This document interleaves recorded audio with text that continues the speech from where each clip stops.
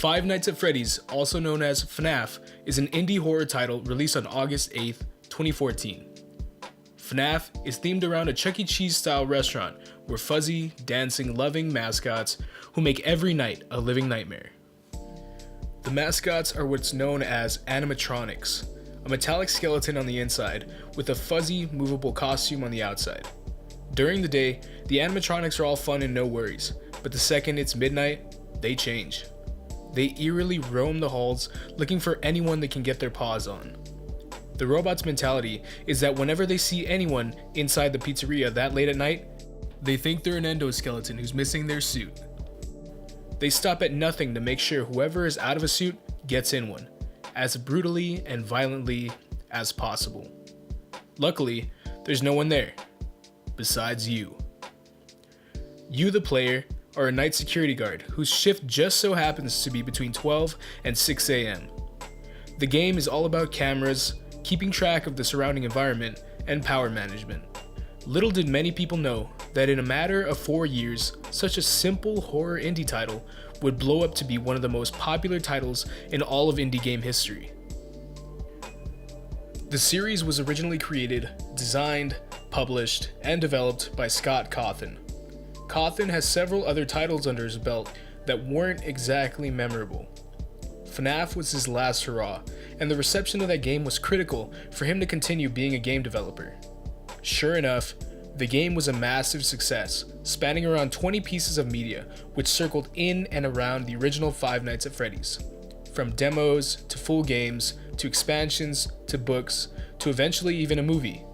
In a matter of 4 years, the world indulged into almost every little aspect of the series, but not because of the game, but because of one small yet very powerful reason: hidden lore. The game initially gained popularity from Let's Players like PewDiePie and Markiplier. This drove plenty of other Let's Players to jump in on the trend. Soon, lore examination channels began jumping in, thus spawned theorist channels of the game. Channels like Smike, Dawko, among others. The biggest of them all was none other than MatPat, with the Game Theorists. His theories, timelines, and efforts were clearly noticed, as his videos on FNAF are one of the biggest reasons why his channel grew. This was the biggest game changer.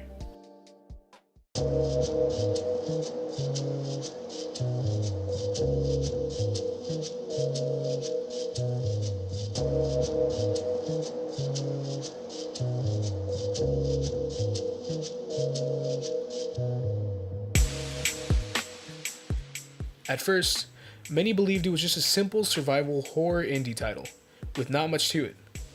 Just a night guard trying to make some money and survive every night. With the release of FNAF 2 and FNAF 3, it became so much more than that. It became a story about a purple fiend who was on a quest to kill as many children as he could. As those children who perished took control of the animatronics, searching for revenge, which eventually led to the death of Purple Guy. Then even more games were released, and the books were released alongside, expanding on the story even more, turning it into something that was never expected. Cawthon built up the series bigger and bigger, continuing to add on to the story, making it more complicated and convoluted. There was no way all of the story was planned from the beginning. If that was the case, there would be more of a simple structure, and it would be a little less obscure to figure out the entirety of the story. Regardless, many viewers and people interested in the franchise were fascinated by every bit of the story.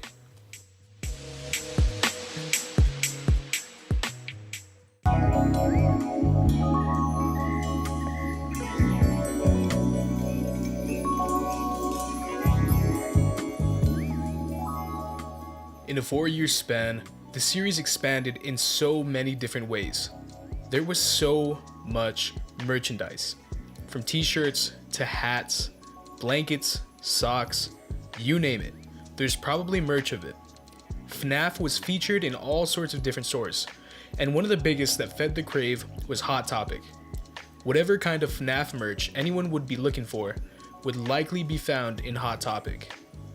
Above that, Five Nights at Freddy's became an open hub for fans everywhere, meaning all sorts of fan reproductions were completely allowed and appreciated. Fan art, fan games, fan animations, FNAF-based music, and fan fiction. Huge fans of the series love every little bit of content they can get their hands on, and when it wasn't available to them, they would just make it themselves. Their work has been very well produced, especially other games that are similar in terms of themes and gameplay styles, many of which are called FNAF clones. Many of those games bring in all sorts of different mechanics to stand out among the FNAF clones. This always kept similar games and the series itself so interesting and fun. The fact that creators and Cawthon himself were always challenging themselves to make something different. This fact became very clear with the release of Sister Location and FNAF World, as these games were very different in terms of gameplay styles compared to the other games in the series. These challenges and openness within the community is why FNAF will always have a strong and supportive fan base. At its center, creativity became a huge staple of the community. There was little to no copyright strikes, which gave so many creators the freedom to not only pay tribute to their love of the series, but share it with everyone else who shared that same passion. Cawthon was very open to allowing the fans to do what they want, which is one of the many reasons why the game gained as much popularity as it did.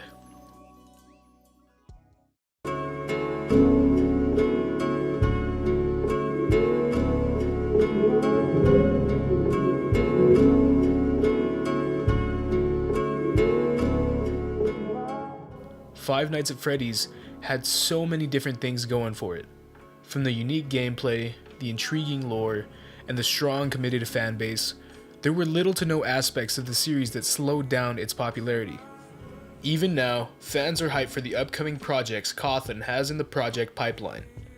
He has a VR version of the game planned, along with an AR version. There is a console port planned, a new book series planned, a AAA FNAF game planned, as well as a game titled FNAF Into Madness.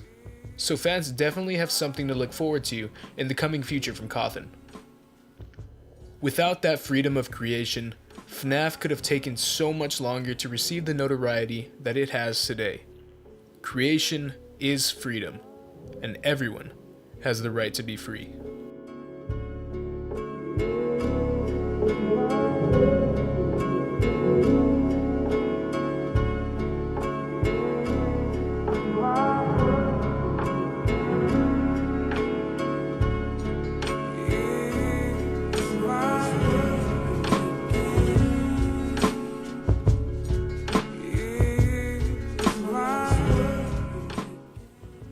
Hey guys, Drew here. Just wanted to talk a little bit about this week's video. I decided to switch it up with the theme of this week, went a little bit more gaming and a little bit more recent.